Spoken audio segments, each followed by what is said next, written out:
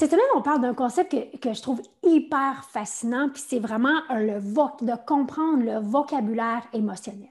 Donc, si je dis à un client, on va mettre une discipline en place ou on va mettre de la structure dans ta business, pour certains, là, c'est comme, c'est non, là, je vais perdre ma liberté, je vais être contraignant. Donc, pour moi, le mot discipline, le mot structure, pour moi, c'est la liberté. Parce que je sais que je l'aurai plus dans la tête, je sais que les choses vont bien se faire. Mais pour d'autres personnes, l'émotion rattachée à ce mot-là, c'est contraignant. Ça m'enlève ma liberté. C'est l'opposé de qu'est-ce que moi je peux faire. Donc, on rattache toute une émotion différente à différents mots. Donc, pensez aux mots que vous utilisez avec vous-même, avec votre équipe, avec vos clients. Quelle émotion est-ce que vous y rattachez et quelle émotion est-ce que l'autre personne peut y rattacher? Et je pense à un mot comme budget, qui est un mot aussi que pour certains, c'est parfait, je vais savoir exactement ce que je m'en vais avec un budget. Pour d'autres, c'est oh non, ça va être compliqué, ça va me limiter, je ne pourrai plus rien faire.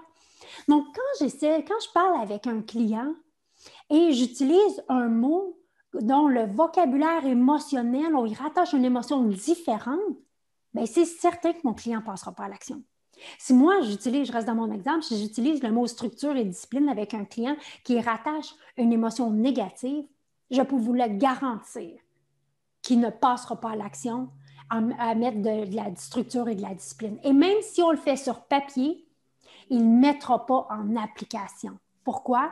C'est simplement par l'émotion que l'autre personne y rattache.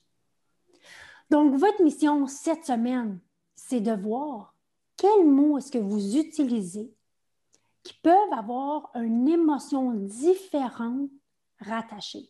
Peut-être que vous y attachez une émotion positive, mais pensez autour de vous, est-ce que ça se peut que l'autre personne y rattache une émotion négative?